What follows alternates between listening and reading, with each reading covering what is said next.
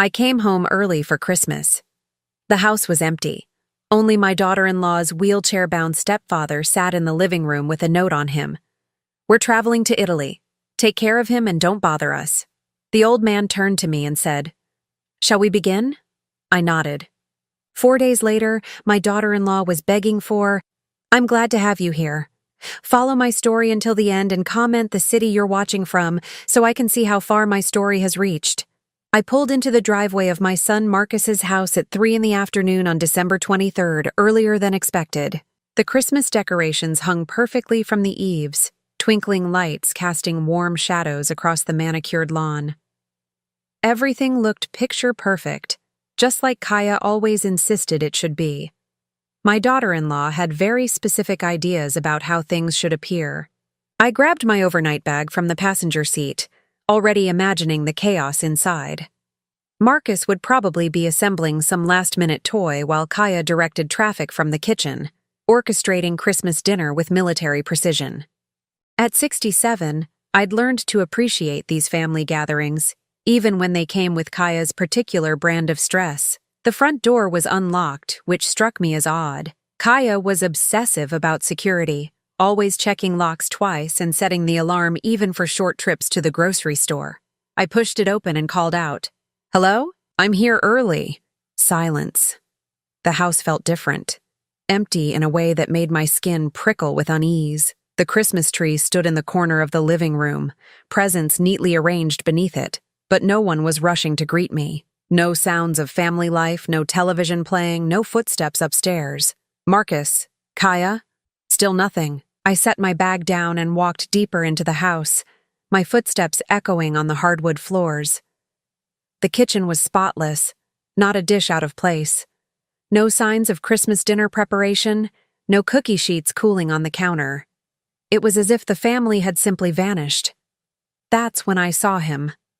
Harold sat in his wheelchair in the living room, positioned near the window where the afternoon light cast long shadows across his weathered face. He was Kaya's stepfather, a man I'd met only twice in the 5 years since Marcus married my daughter-in-law. Both times he'd been quiet, almost invisible in the corner while Kaya fussed around him with an air of barely concealed irritation. A folded piece of paper was taped to his wheelchair armrest. Harold looked up at me with eyes that were far more alert than I remembered. There was something in his expression, not confusion or helplessness, but a kind of grim determination that made me pause. "Hello, Clarice," he said, his voice clearer and stronger than I'd ever heard it. "I was wondering when you'd arrive." I approached slowly, my heart beginning to race for reasons I couldn't name. "Harold, where is everyone? Where are Marcus and Kaya?" He gestured toward the note with one gnarled finger. "Read it." My hands trembled slightly as I peeled the paper from his armrest. The handwriting was Kaya's, neat and precise as always. "Clarice, we decided to take a last-minute trip to Italy for Christmas. Harold needs looking after. Don't let him bother you too much. Just make sure he takes his pills and doesn't fall. We'll be back after New Year's. Kaya." I stared at the note, reading it twice, then 3 times. Each word felt like a small slap. No explanation, no apology for the sudden change of plans. No acknowledgement that I'd driven 3 hours to spend Christmas with my family. Just a set of instructions for babysitting an old man they'd left behind like an unwanted piece of furniture. "They left you here," I said, the words coming out as a statement rather than a question. Harold's laugh was dry and humorless. "Oh, they left me here, all right. But not the way you think." Something in his tone made me look at him more carefully. His shoulders weren't as hunched as I remembered. His hands, resting on the wheelchair arms, didn't shake. Even his eyes seemed different, sharper, more focused. "I don't understand." Harold leaned forward slightly, and for the first time since I'd known him, he looked directly at me instead of staring at some point past my shoulder. "Tell me, Clarice, in all the times you visited this house, has Kaya ever spoken to me like I was actually in the room?" The question caught me off guard. I thought back to family dinners, holiday gatherings, brief visits over the years. Kaya would move around Harold like he was a piece of furniture, adjusting his blanket without asking if he was cold, changing the television channel without checking what he was watching, talking about him to others as if he couldn't hear every word. She talks about you, I said carefully. About me? Yes. But to me? Harold shook his head. In 5 years of living in this house, your daughter-in-law has spoken directly to me maybe a dozen times, and most of those were orders. I felt something cold settle in my stomach. Harold, what's going on? He glanced toward the window, then back at me. They think I don't understand things anymore. They think this old brain is too foggy to notice when I'm being discussed like a problem that needs solving. What kind of problem? Harold was quiet for a long moment, his fingers drumming silently on the wheelchair arm. When he spoke again, his voice was barely above a whisper, but every word was crystal clear. The kind of problem that costs money to maintain and might live longer than convenient. The coldness in my stomach spread upward, reaching my chest. What are you saying? I'm saying, Clarice, that your son and his wife didn't go to Italy for a romantic Christmas getaway. Harold's eyes met mine, and I saw something there that made my breath catch. They went to Italy because they needed me to be alone in this house for a very specific reason. What reason? Harold reached into the pocket of his cardigan and pulled out a small recording device, the kind I'd seen in electronics stores but never thought much about. He held it up so I could see the tiny red light blinking.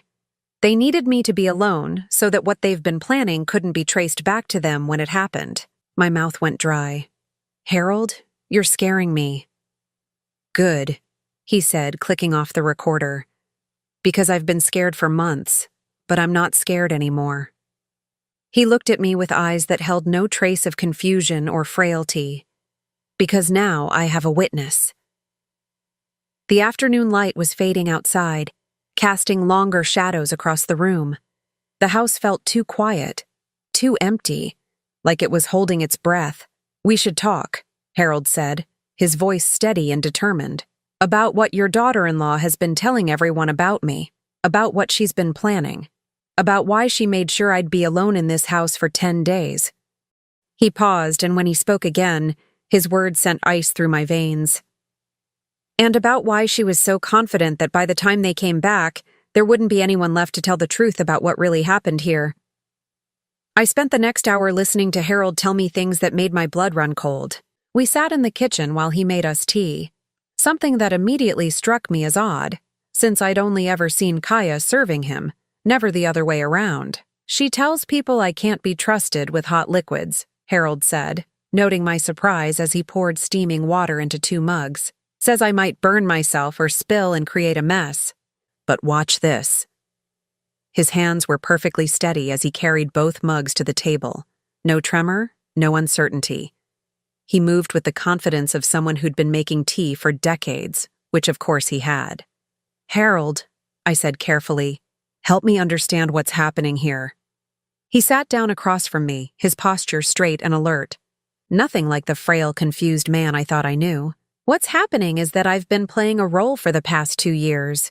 The role of a declining old man who needs constant supervision and can't be trusted to make his own decisions. Why would you do that? Harold's smile was grim. Because it was the only way to stay alive in this house. The words hit me like a physical blow. What do you mean, stay alive? I mean that in the spring of 2022, I started noticing things.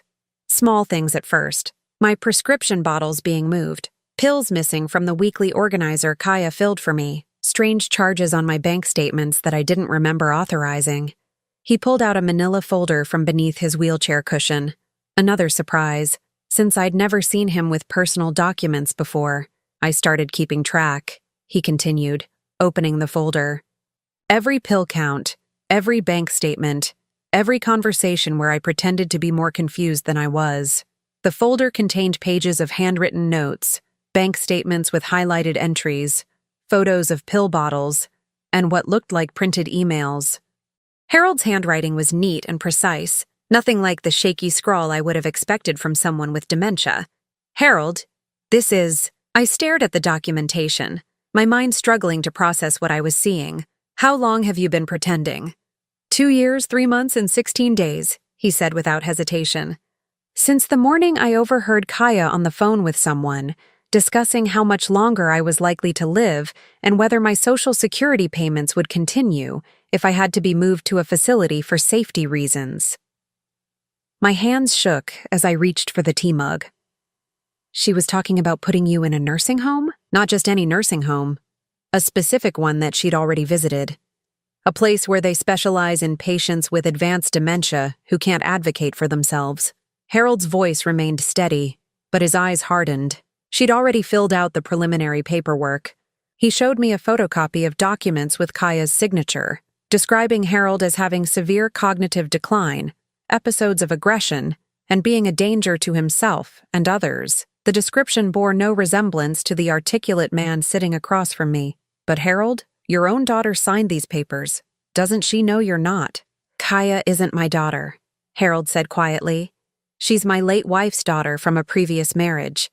I helped raise her from age 12, paid for her college, walked her down the aisle when she married your son. But legally, I'm not her family. I'm just the old man who inherited her mother's house when Helen died. The pieces began falling into place with sickening clarity. The house. She wants the house. The house, my savings account, my social security payments, everything. Harold turned to a page in the folder showing bank records. In the past 2 years, she's managed to get herself added as a joint account holder on my checking account. She told the bank I was becoming forgetful and needed help managing my finances. I studied the statements. Hundreds of dollars in withdrawals I was certain Harold hadn't made. Regular transfers to accounts I didn't recognize. Small amounts at first, then larger ones. Why didn't you stop her? Report it? Harold's laugh was bitter. To whom? The bank sees an elderly man with a devoted stepdaughter helping manage his affairs.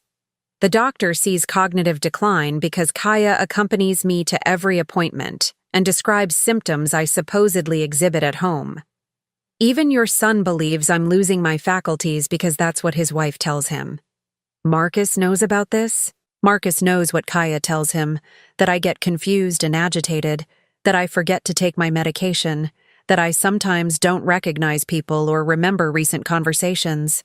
Harold leaned forward. She's very convincing, your daughter-in-law. She has a gift for making people see what she wants them to see. I thought about every interaction I'd witnessed between Kaya and Harold. Her patient sighs when he asked questions.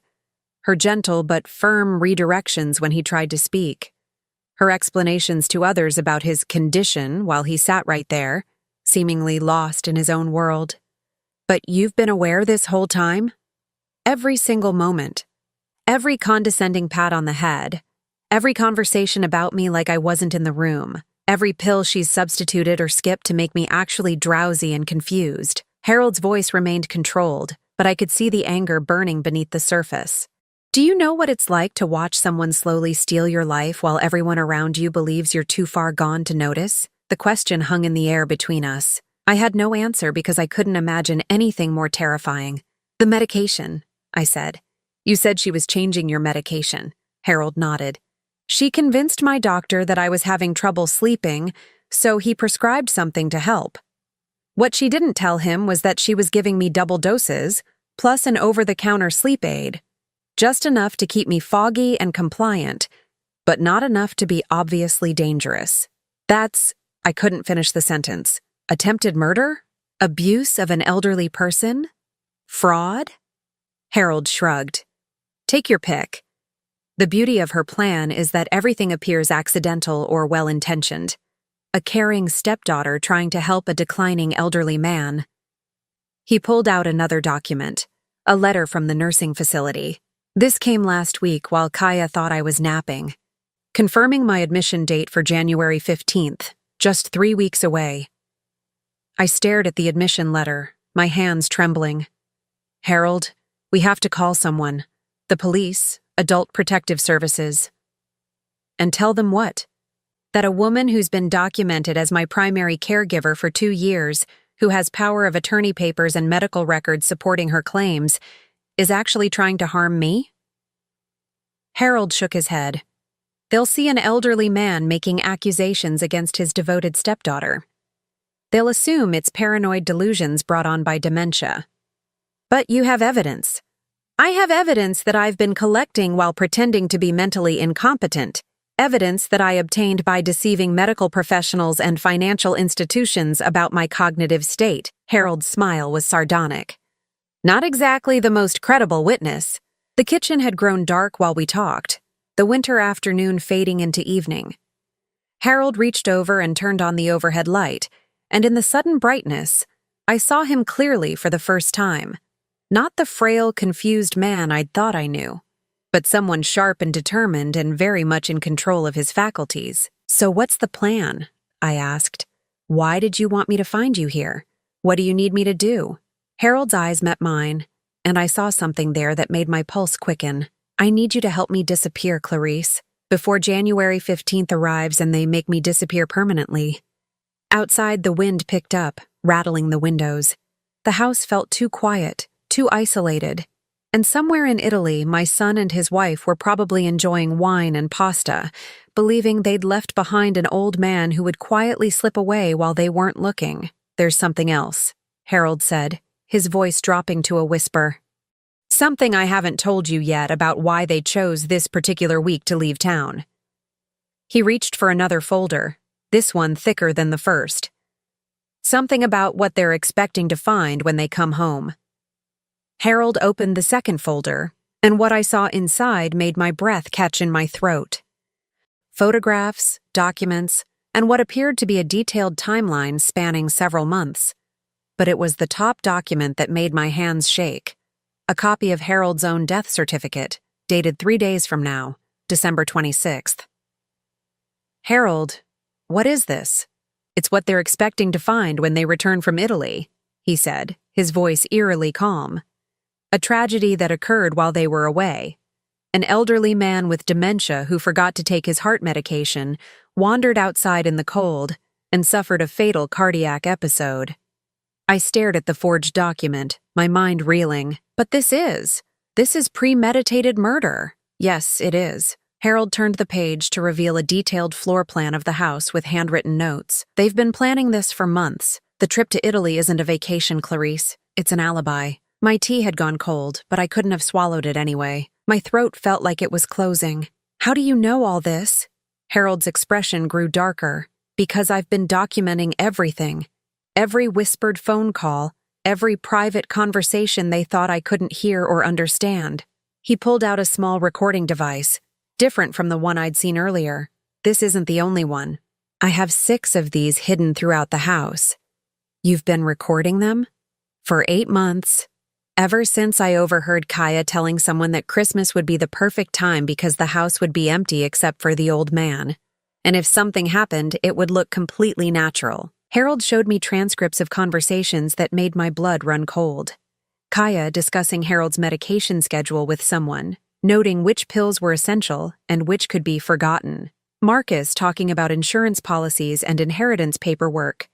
Both of them discussing the timeline for the nursing home admission and why it needed to happen quickly. "But the death certificate," I said, my voice barely a whisper. "How did they get that?"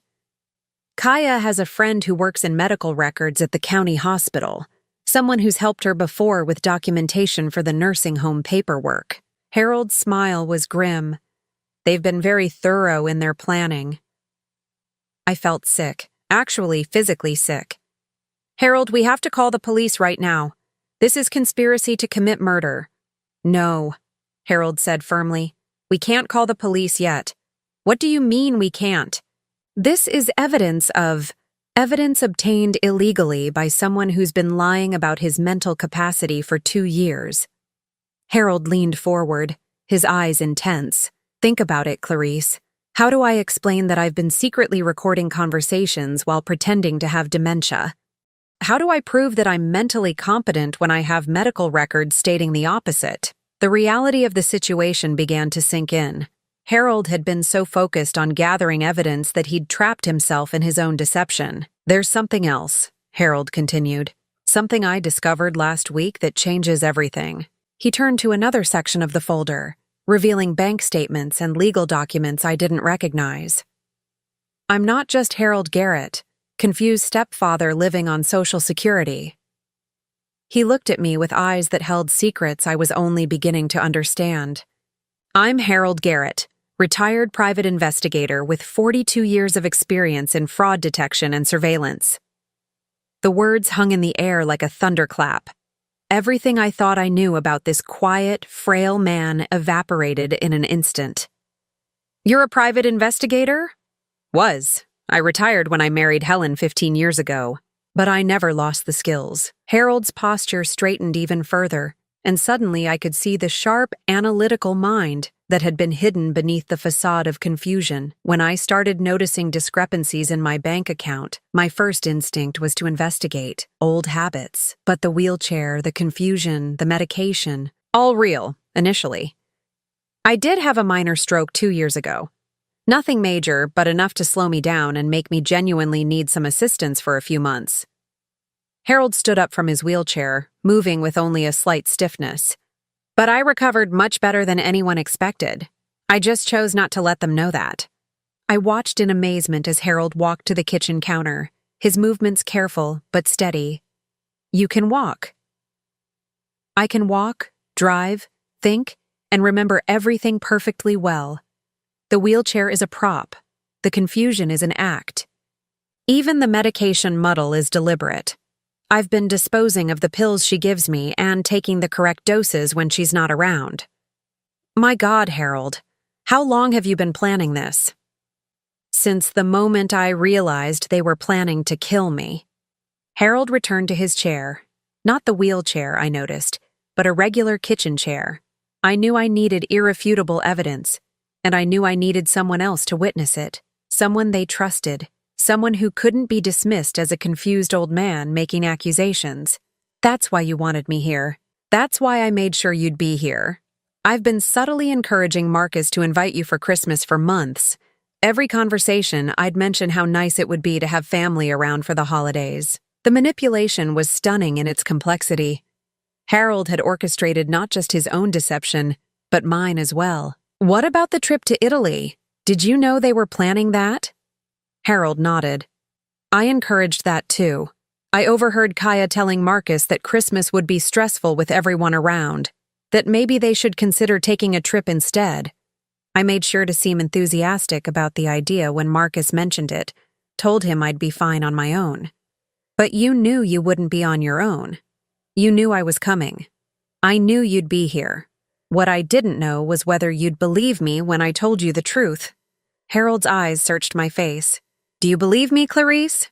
I looked at this man I'd thought I knew, this supposed invalid who turned out to be a retired investigator who'd been running an elaborate counterintelligence operation from his wheelchair.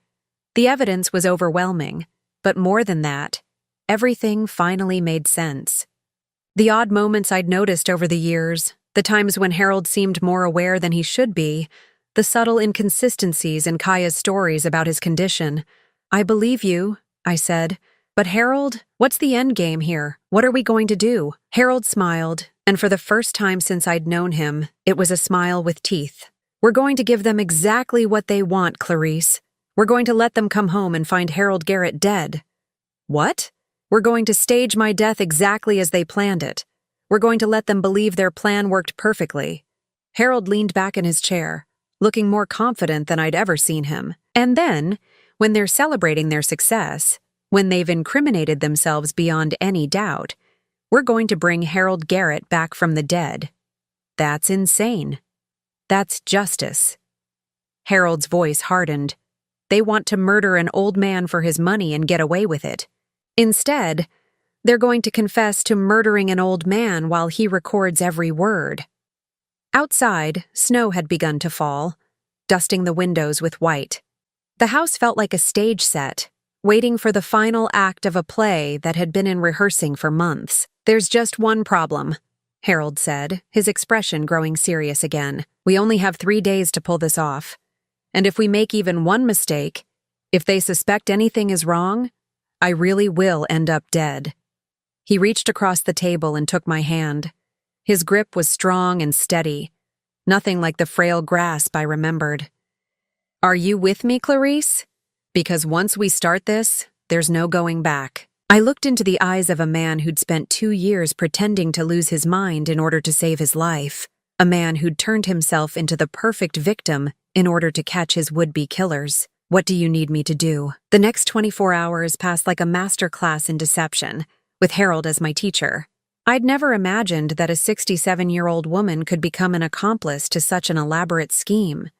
But watching Harold work was like seeing a different person entirely. The key to a successful operation, Harold explained as we sat in his bedroom the next morning, is making sure every detail matches what they expect to find. They've planned this death scenario very carefully, so we need to follow their script exactly.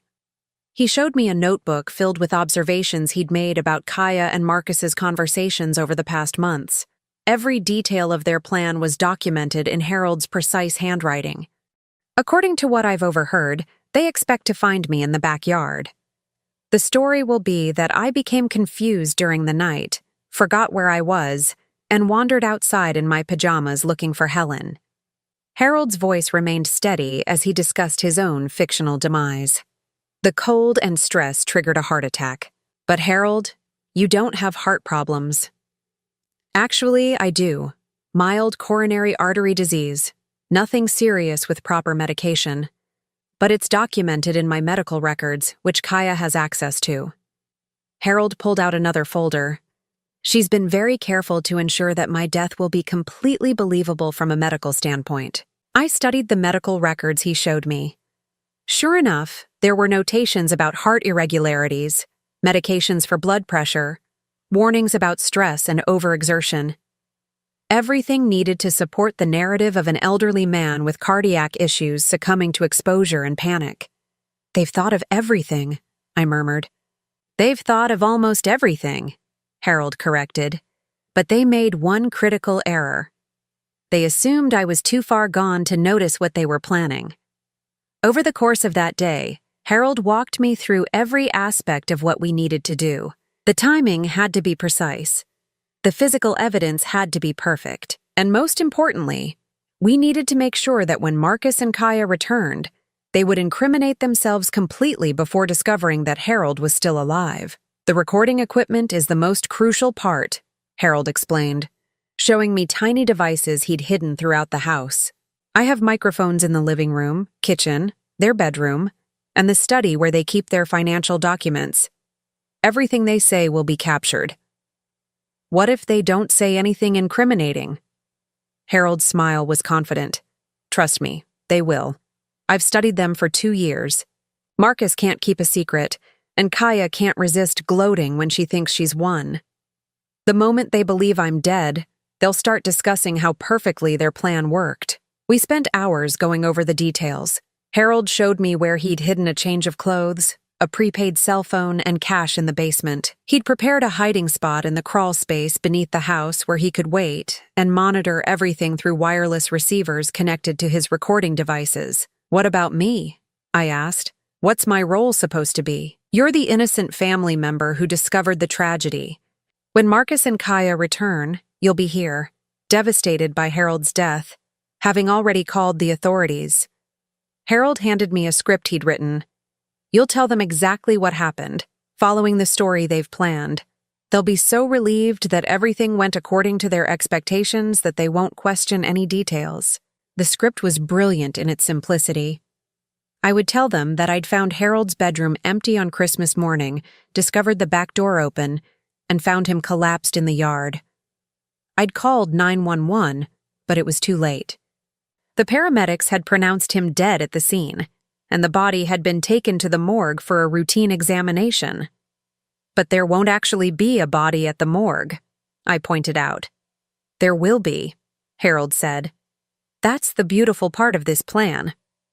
I have a contact at the funeral home, someone I worked with during my investigation days. He's agreed to help us stage the death officially.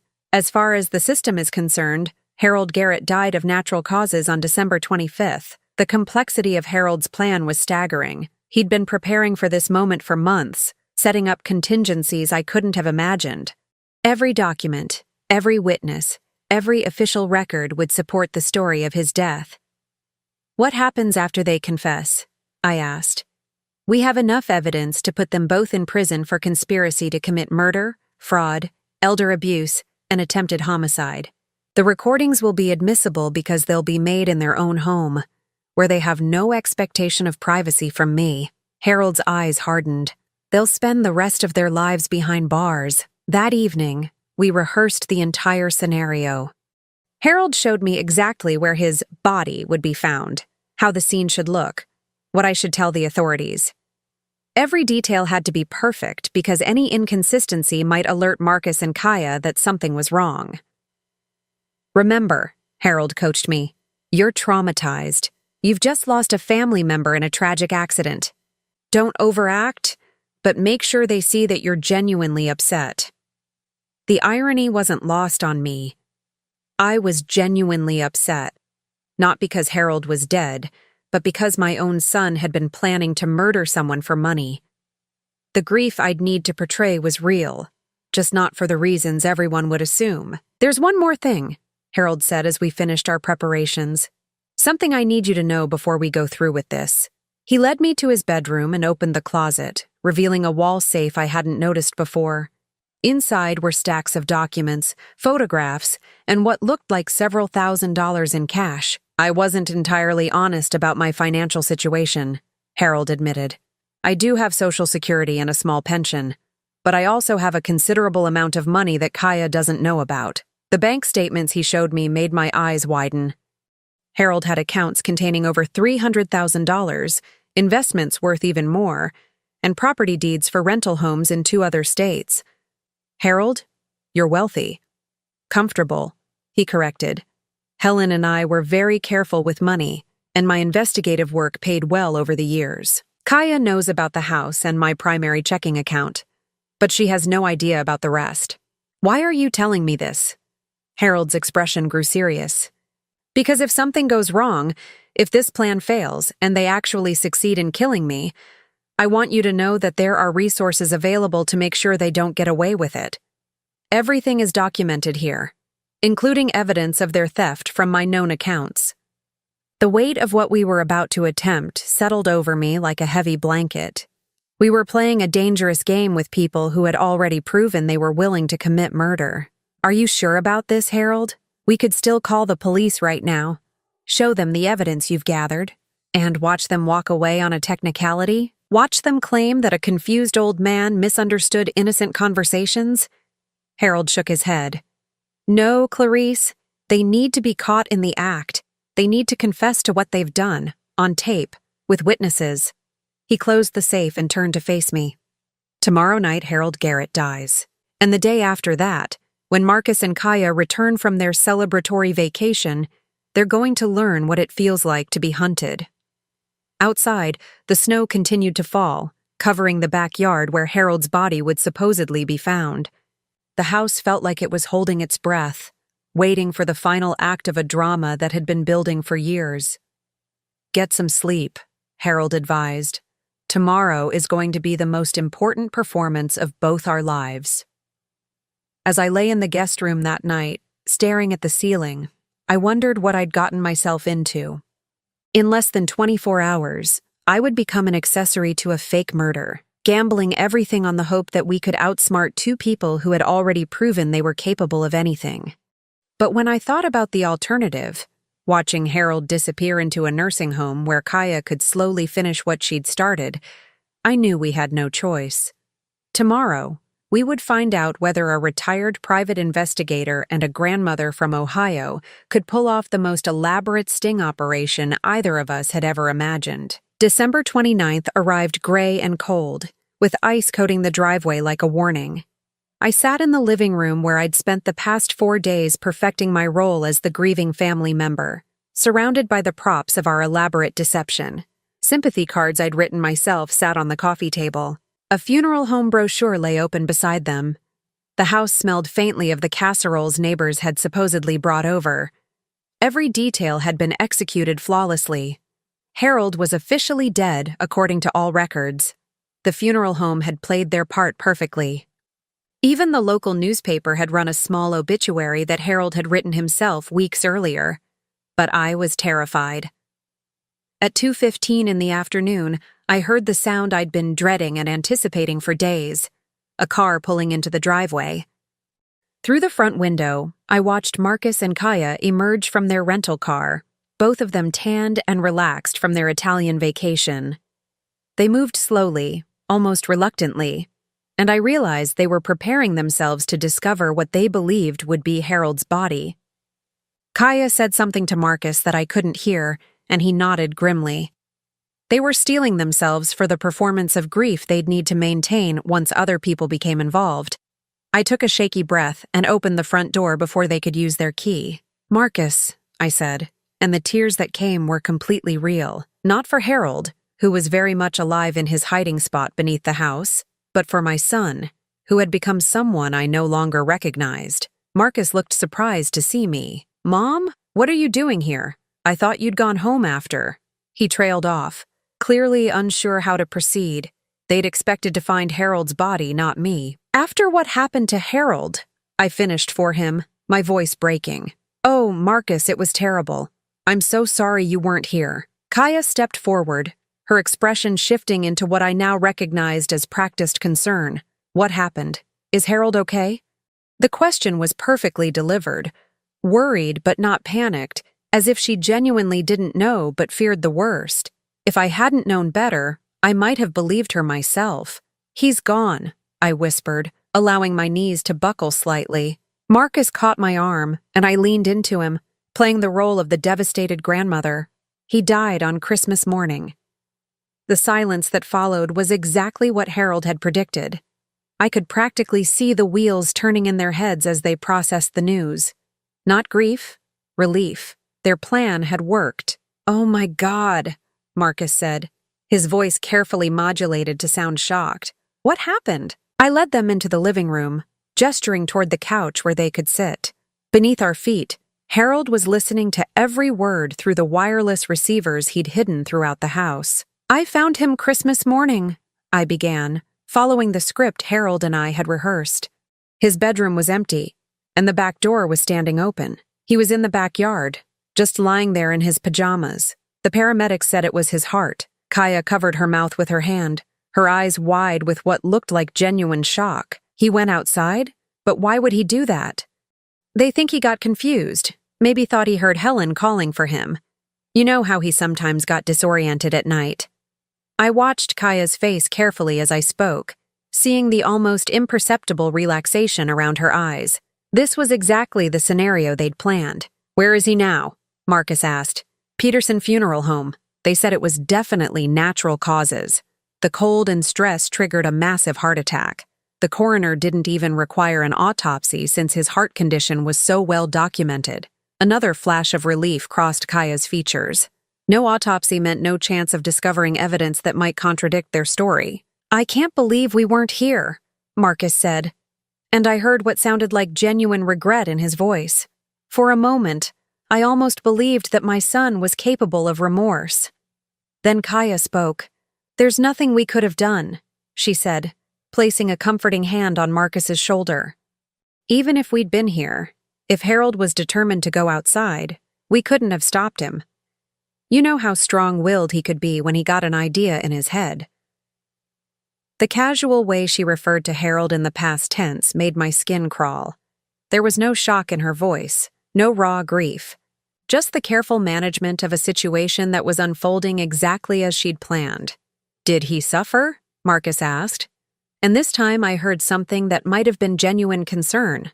"The paramedics said it would have been very quick," I assured him. "He probably just felt tired and lay down to rest. The cold would have made him sleepy." Kaya nodded sagely. "That's something at least." He went peacefully. They spent the next hour asking questions about the details of Harold's death, the funeral arrangements, the paperwork that needed to be handled. Every answer I gave seemed to reassure them further that everything had gone according to their plan. But it was when they thought I was in the bathroom that I heard what Harold had been waiting for. "Can you believe how perfectly this worked out?" Kaya's voice carried clearly through the house, picked up by the microphones Harold had strategically placed. Even the timing was perfect. Christmas morning, when emergency response would be slower. "I still can't believe he actually went outside," Marcus replied. "When you told me about your plan, I thought we'd have to do something more direct." The beauty of psychological manipulation is that you can make people do exactly what you want them to do without ever laying a hand on them. Kaya's voice held a note of pride.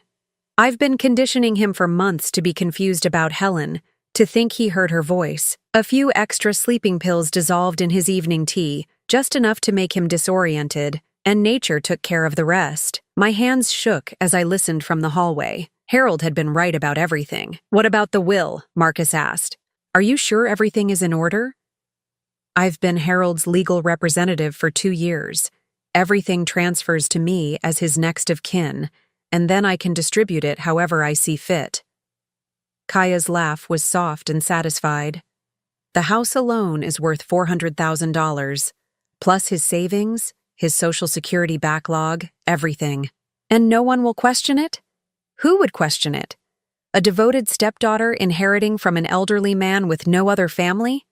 Kaya's voice moved closer to where I was hiding, and I pressed myself against the wall. Your mother was the perfect witness, too. Having her discover the body and call the authorities gives us complete credibility. I feel bad about lying to her, Marcus said. And for a moment I heard a trace of the sun I'd raised.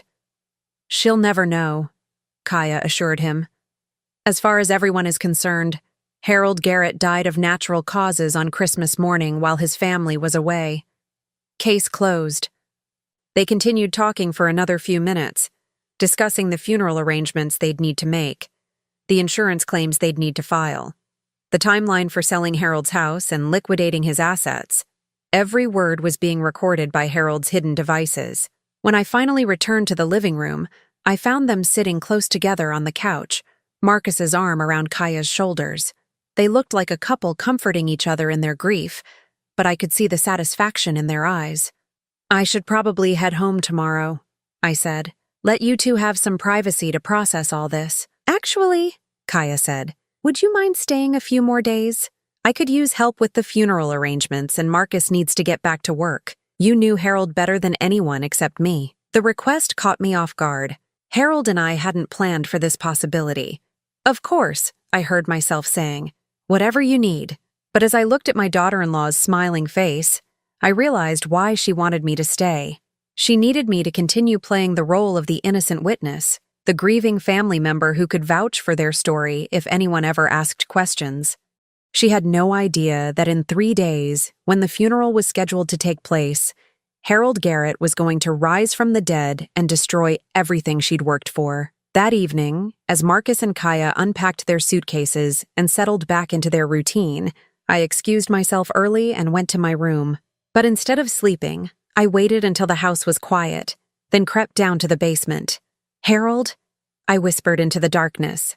I'm here, came his voice from the crawl space. Did you get everything? Every word. They confessed to everything. The medication, the psychological manipulation, even the insurance fraud they're planning. Perfect. Harold emerged from his hiding spot, moving stiffly after hours in the cramped space. 3 more days, Clarice. 3 more days and we'll have them. As I climbed back up to the guest room, I thought about how completely Kaya and Marcus believed they'd gotten away with murder. They were sleeping peacefully in their bed, probably dreaming about the money they thought they'd inherited. But Harold Garrett wasn't done with them yet. Not by a long shot. January 2nd arrived with the kind of bitter cold that makes your breath visible and your bones ache. The funeral was scheduled for 10 in the morning, and by 9:30, the small chapel at Peterson Funeral Home was filled with people who had come to pay their respects to Harold Garrett. I sat in the front row next to Marcus and Kaya, playing my role as the devoted family friend one final time.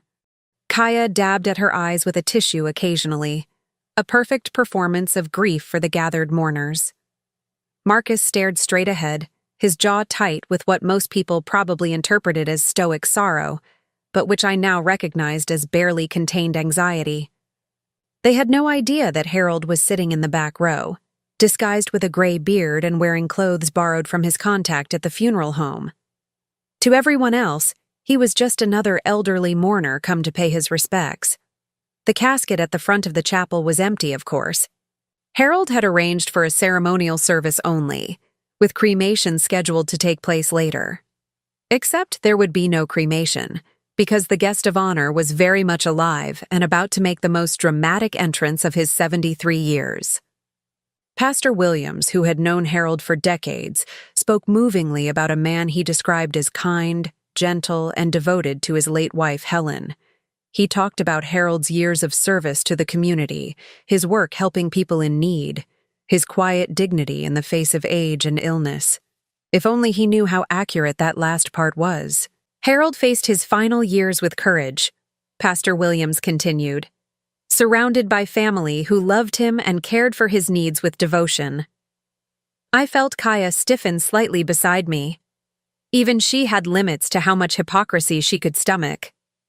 When the pastor finished his eulogy, he invited anyone who wanted to share memories to come forward. A few of Harold's old neighbors spoke about his kindness, his willingness to help with yard work or home repairs even as he aged.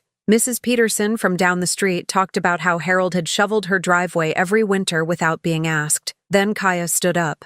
I'd like to say something about my stepfather, she announced, her voice carrying clearly through the chapel. I watched her walk to the podium, every inch the grieving daughter.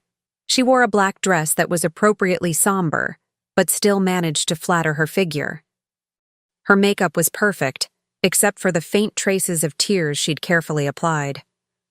Harold came into my life when I was 12 years old, she began, her voice soft and filled with what sounded like genuine emotion.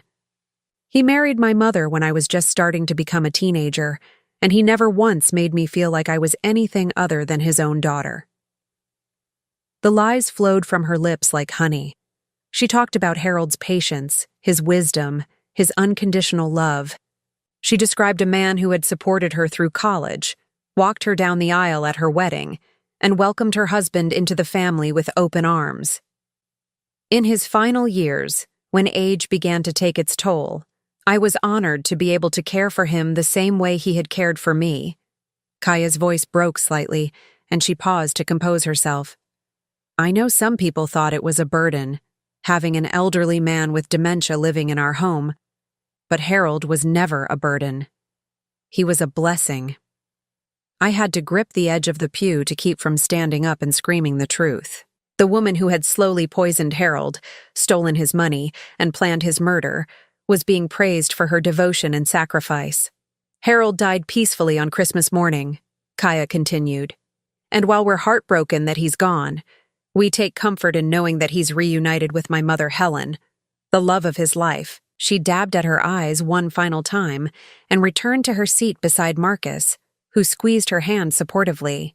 The mourners murmured their approval of her touching tribute. Pastor Williams was about to conclude the service when a voice from the back of the chapel spoke up. Excuse me, Pastor Williams. I have something to say. Every head in the chapel turned as Harold stood up, pulling off the fake beard and hat that had disguised him. The gasps were audible as people recognized the supposedly dead man walking slowly down the center aisle. Kaya's face went white as paper. Marcus half rose from his seat, his mouth opening and closing like a fish out of water. Neither of them could form words. Ladies and gentlemen, Harold said, his voice strong and clear, I want to thank you all for coming to my funeral. It's not everyone who gets to hear their own eulogy. The chapel erupted in confused murmurs. Some people laughed nervously, thinking this was some kind of joke or misunderstanding. Others looked around in bewilderment, trying to process what they were seeing. Harold reached the front of the chapel and turned to face the congregation. I'm sorry for the deception, but it was necessary to expose a terrible crime that was being committed against me. He looked directly at Kaya and Marcus, both of whom were still frozen in shock. You see, my stepdaughter Kaya has been systematically poisoning me, stealing my money and planning my murder for the past 2 years. She convinced everyone that I was suffering from dementia when I was actually being drugged. She forged medical documents to have me committed to a nursing home against my will. And she orchestrated this entire scenario to make my death look natural, while she and my stepson were conveniently out of the country. The chapel was dead silent now, except for the sound of Kaya's labored breathing. Fortunately, Harold continued, I'm a retired private investigator, and I've been documenting everything. Every conversation, every forged document, every stolen dollar, And 3 days ago, when they returned from their celebratory vacation to Italy, they confessed to everything, believing I was already dead. Harold pulled out a small recording device and pressed play. Kaya's voice filled the chapel, clear and damning. The beauty of psychological manipulation is that you can make people do exactly what you want them to do without ever laying a hand on them. I've been conditioning him for months to be confused about Helen, to think he heard her voice. A few extra sleeping pills dissolved in his evening tea, just enough to make him disoriented, and nature took care of the rest. The gasps from the congregation were louder this time. Several people stood up, staring at Kaya with horror and disgust. Marcus tried to speak. "This is insane. Harold, you're clearly confused." "Am I?" Harold interrupted. He gestured toward the back of the chapel, where 2 police officers were entering quietly. "Detective Morrison, would you please play the rest of the recording for everyone?" Detective Morrison, a tall woman with graying hair who had clearly been coordinating with Harold, took the recording device and continued playing the conversation. Marcus's voice joined Kaya's. "What about the will? Are you sure everything is in order?" "I've been Harold's legal representative for 2 years. Everything transfers to me as his next of kin, and then I can distribute it however I see fit. The house alone is worth $400,000, plus his savings, his Social Security backlog, everything." The recording continued, capturing every damning detail of their conversation. By the time it finished, several people in the congregation were crying, not from grief, but from anger and shock. Kaya finally found her voice.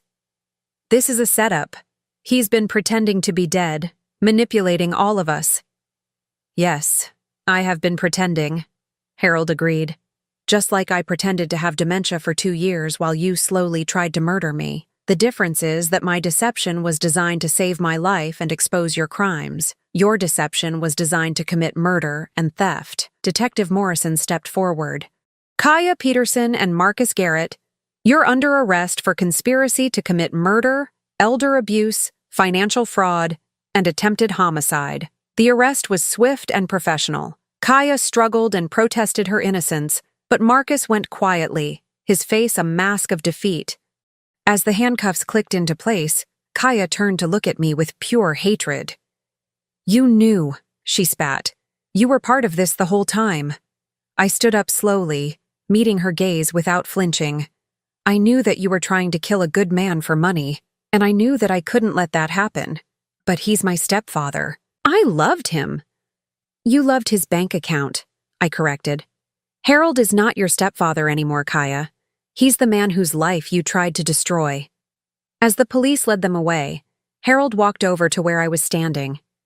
The other mourners were gradually filing out, some stopping to shake Harold's hand and express their relief that he was alive, others still too stunned to process what they'd witnessed. "It's over," Harold said quietly. "Is it really?" I asked. "Will the charges stick?" "With the recordings, the financial evidence, and the testimony from the funeral home director who helped us stage the death, they'll both be convicted. Kaya will probably get 15 to 20 years for attempted murder and elder abuse. Marcus might get a lighter sentence if he cooperates, but he'll still do significant time." We stood together in the empty chapel, looking at the casket that had been intended for Harold's fake remains. The irony wasn't lost on either of us. In trying to bury Harold, Kaya and Marcus had buried themselves instead. "What happens now?" I asked. Harold smiled, and for the first time since I'd known him, it was a smile of complete peace. "Now I get to live the rest of my life on my own terms. No more pretending, no more fear, no more looking over my shoulder." He paused, his expression growing serious. "And you, Clarice, get to decide whether you can forgive an old man for involving you in something this dangerous." I thought about everything we'd been through together over the past 2 weeks. The fear, the deception, the moment-by-moment uncertainty of whether our plan would work. I thought about my son, sitting in a jail cell, facing the consequences of choices I still couldn't fully understand. But I also thought about Harold, who had spent 2 years of his life pretending to lose his mind in order to stay alive, who had turned himself into the perfect victim in order to catch his would-be killers, who had trusted me with his life and his plan for justice. "There's nothing to forgive," I told him. "You saved your own life, and you probably saved other elderly people from becoming Kaya's victims in the future."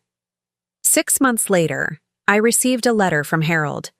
He had moved to Florida, where he was enjoying retirement in a small community near the beach. He'd made new friends, taken up painting, and was volunteering with an organization that helped elderly people protect themselves from financial abuse. Kaya had been sentenced to 18 years in prison. Marcus received 8 years after cooperating with prosecutors and testifying against his wife. The house had been sold, with the proceeds going to various charities that Harold had selected. As for me, I had learned something important about family, loyalty, and the difference between the two. Sometimes the people who share your blood are the ones who hurt you most. And sometimes the people who truly care about you are the ones you'd never expect. Harold and I still exchange letters regularly. We've become unlikely friends, bonded by the experience of fighting for justice against people who thought they could get away with murder. The last line of his most recent letter made me smile. "Thank you for believing in a dead man's story. It made all the difference in helping him come back to life. Now I'm curious about you who listened to my story. What would you do if you were in my place? Have you ever been through something similar? Comment below. And meanwhile, I'm leaving on the final screen 2 other stories that are channel favorites, and they will definitely surprise you. Thank you for watching until here.